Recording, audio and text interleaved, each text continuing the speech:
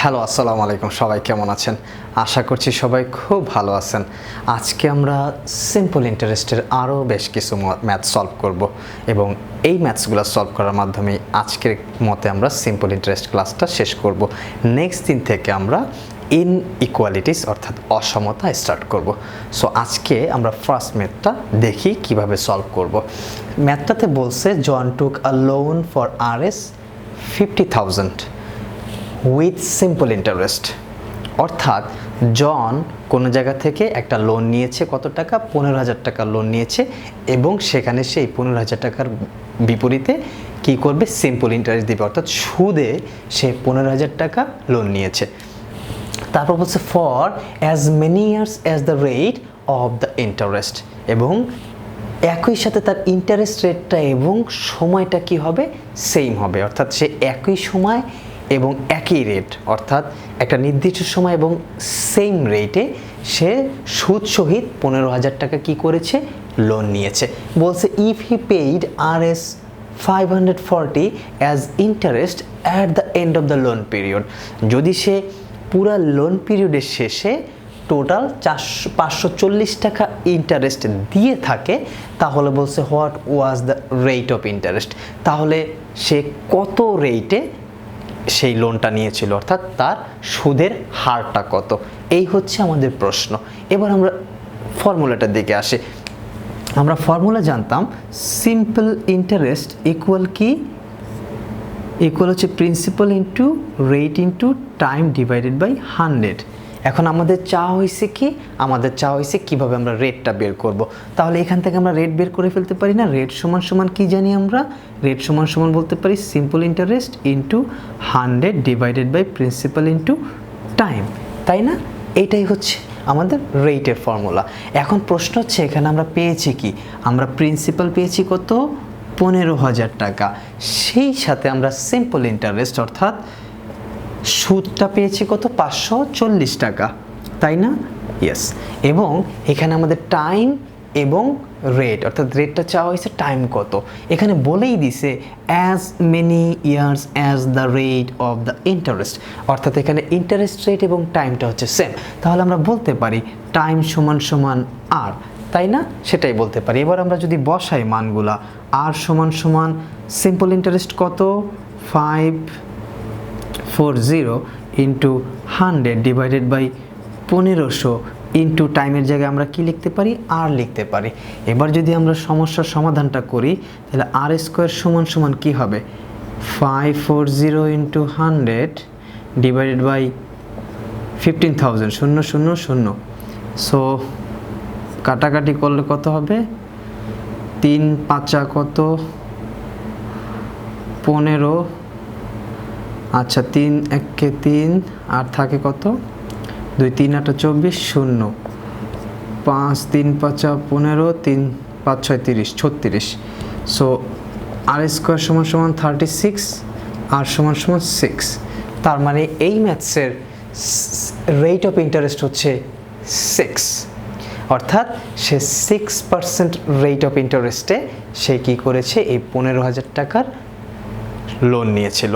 ম্যাথটা খুবই simple, just আমরা পড়ার সময় এই লাইনটা যদি বুঝতে পারি as many years as the rate of interest, তাহলে আমাদের ম্যাথটা সমাধান করা খুবই ইজি হয়ে যাবে।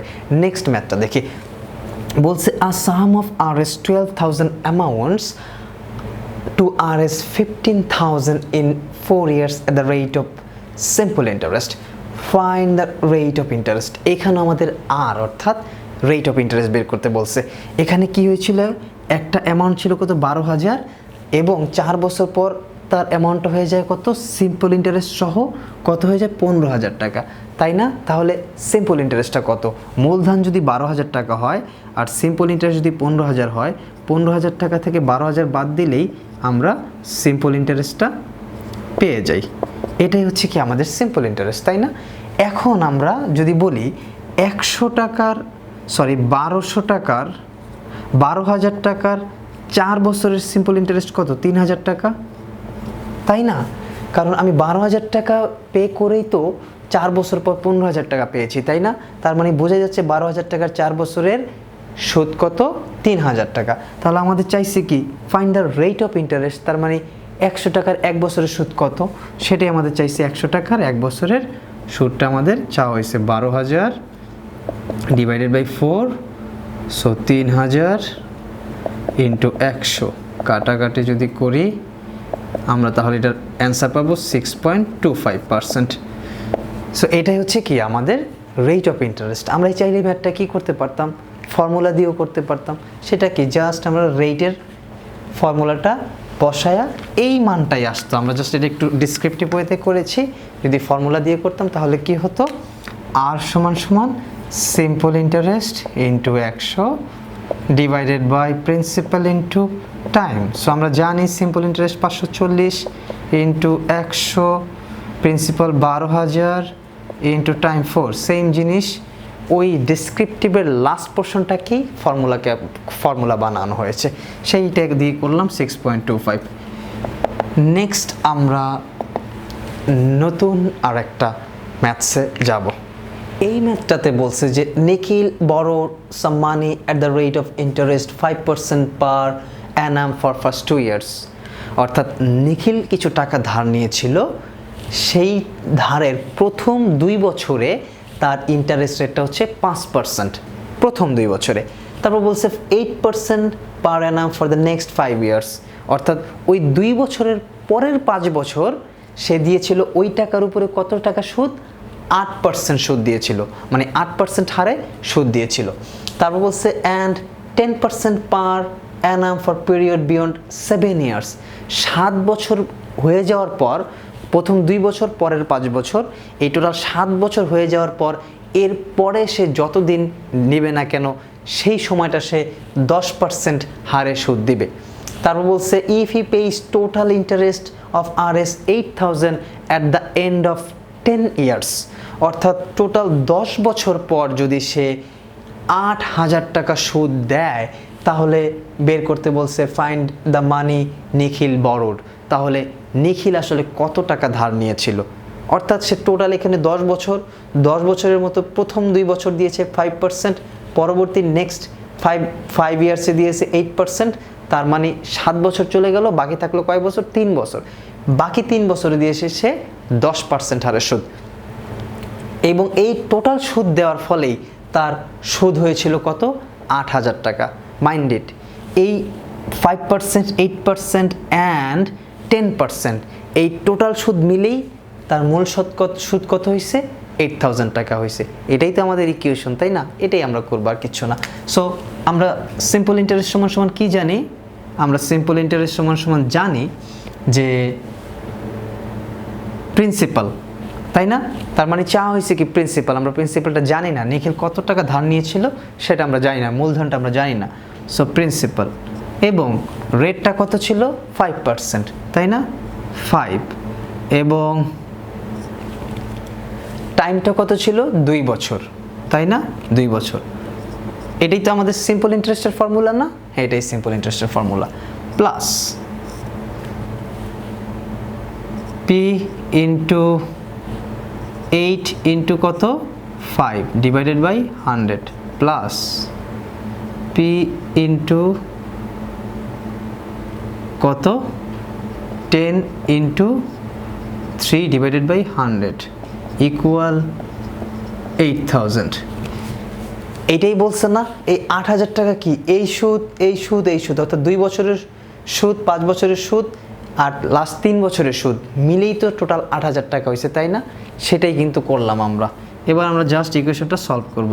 100 5 দুগুণে কত, 10, 10p plus 5 40, 40p plus 30p সমান সমান 8,000। সো টোটাল আসে কত, 40, 50, 80। সো 80p সমান সমান 8,000 ইন্টু 100। সো p সমান সমান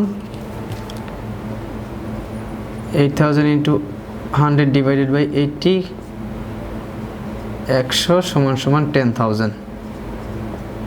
সো নিখিল ধার করেছিল কত, 10,000 টাকা। এটাই হচ্ছে নিখিলের কি ধার করা মানি, প্রিন্সিপাল পি। নেক্সট ম্যাথে আমরা দেখব সেটা হচ্ছে a sum was put at simple interest at the certain rate for 2 years, অর্থাৎ একটা সিম্পল ইন্টারেস্ট মানে একটা প্রিন্সিপাল নেওয়া হয়েছিল, সিম্পল ইন্টারেস্ট রাখা হয়েছিল সেখানে, এবং একটা সার্টেন রেটে নেওয়া হয়েছিল, যেটা কয় বছরের জন্য নেওয়া হয়েছিল? 2 বছরের জন্য নেওয়া হয়েছিল। বলছে had it been put at 2% higher rate it would have fetched Rs 400 more. Fetched means হচ্ছে আনিত বা নেওয়া বা আনিত। সো যদি আমরা 2% বেশি হায়ার রেট, অর্থাৎ যেই বর্তমান রেট সেই রেট থেকে আরও 2% বেশি যদি আমরা রেটটা দেই, তাহলে সেটা কত হবে? 400 টাকা বেশি, আরও 400 টাকা বেশি কি হবে? আর্ন হবে। মানে সামটা প্রিন্সিপালটা আরও 400 টাকা বেশি হবে যদি আমরা 2% রেটটা বাড়াই দিই। বর্তমান রেট থেকে আরও 2% যদি বাড়াই দিই, তাহলে রেটটা 400 টাকা বেশি হবে, এই কথা না? সো বর্তমান রেট আমরা যদি 2% বাড়াই, 2% থেকে যদি বর্তমান রেটটা বাদ দেই, তাহলে যদি 400টা পাই, তাই না? 400টা কীভাবে আসলো? আমরা 2% বাড়াইছি, যেই কারণে তো বর্তমান রেট থেকে 2% বাড়ানোর কারণে তো 400 টাকা বেড়ে গেছে, তাই না? তাহলে যদি আমরা ইকুয়েশনে যেটা করব, 2% যেটা বাড়াইছি সেটা থেকে যদি বর্তমানটা বাদ দেই, তাহলে কিন্তু 400 টাকা পেয়ে যাচ্ছি। আর তাহলে কিন্তু আমরা প্রিন্সিপালটা ইজিলি বের করে ফেলতেছি আমরা ফর্মুলার মাধ্যমে। আমরা এবার যেটা করব, সিম্পল ইন্টারেস্টের ফর্মুলাটা আমরা কি জানি? আমরা জানি হচ্ছে আমরা প্রিন্সিপাল, তাই তো? প্রিন্সিপালটা আমরা বের করছি, এবং সেই সাথে আমরা রেটটা কি 2% বাড়াই দিছি বর্তমান রেট থেকে, তাহলে কি হবে? R+2, এবং টাইমটা কি? টাইমটা হচ্ছে 2 ইয়ার ডিভাইডেড বাই 100 মাইনাস এটা কি এখনকার এই 2% বাড়ানোর ফলে এটা থেকে কি আমরা বর্তমানটা কি করব? বাদ দিয়ে দিব, আর যার ফলে কি হবে? 400 টাকা বেশি হয়েছিল, ইকুয়েশনটা মিলে গেল, এটা থেকে এটা বাদ দিলে আমরা 400 টাকা পাচ্ছি। এবার আমরা জাস্ট ইকুয়েশনটা সলভ করব, দ্যাটস ইট। 100 কি হবে আমাদের? 2PR plus 4R minus 2PR equal 400। 2PR চলে যাচ্ছে, 4R সমান 100 ইন্টু 400, R সমান 100 into 400 divided by 400 equal 10,000। 100 into 100 করলে কত হয়? 10,000। সো অ্যান্সার কি পেলাম আমরা? কি প্রিন্সিপালটা পেয়ে গেলাম আমাদের? মানে সরি, বলছে find the principal.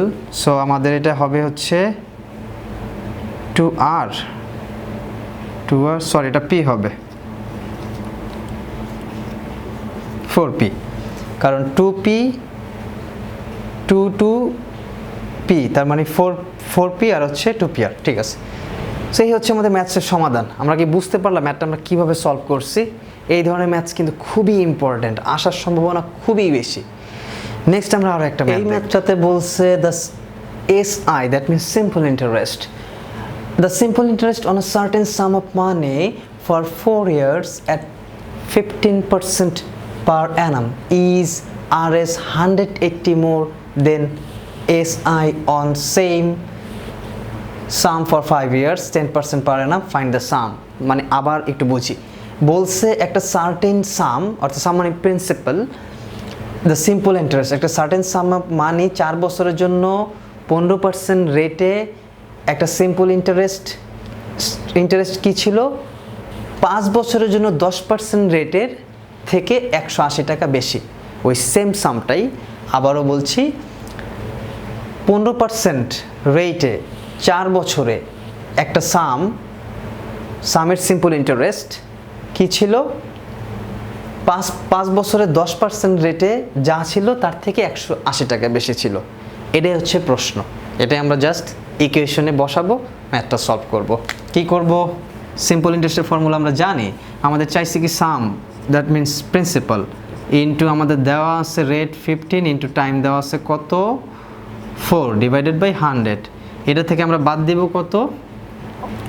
P into 5 into 10 divided by 100, আর বাদ দেওয়ার ফলে আমাদের পার্থক্যটা হয়েছিল কত? 180 টাকা। এবার আমরা যদি সমাধান করি, 100 কত 45 4 15 কত 60p minus 50p equal 180 10p সমান সমান 100 ইন্টু 180 সো p সমান সমান 100 ইন্টু 180 ডিভাইডেড বাই 10 1800 1800 সো এটাই হচ্ছে আমাদের অ্যান্সার। ম্যাথটা খুবই সিম্পল। এই ম্যাথসগুলো জাস্ট এইভাবেই আমাদের বুঝে বুঝে ইকুয়েশন বিল্ড আপ করতে পারলে ফর্মুলা ইউজ করে আমরা খুব সহজেই সমাধান করতে পারবো। চাইলে আমরা ডেসক্রিপটিভ ওয়েতেও এই ম্যাথসগুলো সমাধান করতে পারি, সেটাও সম্ভব। আমরা এই সিম্পল ইন্টারেস্ট আগে এইভাবে বের করে নিব, তারপর এইভাবে বের করে নিব, তারপর এটার মান থেকে এটার মান বাদ দিব, তাহলে আমরা আবার বাদ দিয়ে সেটা দিয়ে আবার ইকুয়েশন বিল্ড আপ করবো, ওইটা অনেক বড় হয়ে যাবে। সো আমরা তার থেকে এইভাবে করলে আরও ইজি হবে। আজকের মতো এখানে শেষ। সবাইকে ধন্যবাদ। আল্লাহ হাফেজ। নেক্সট দিন আমরা ইনইকুয়ালিটিস স্টার্ট করব।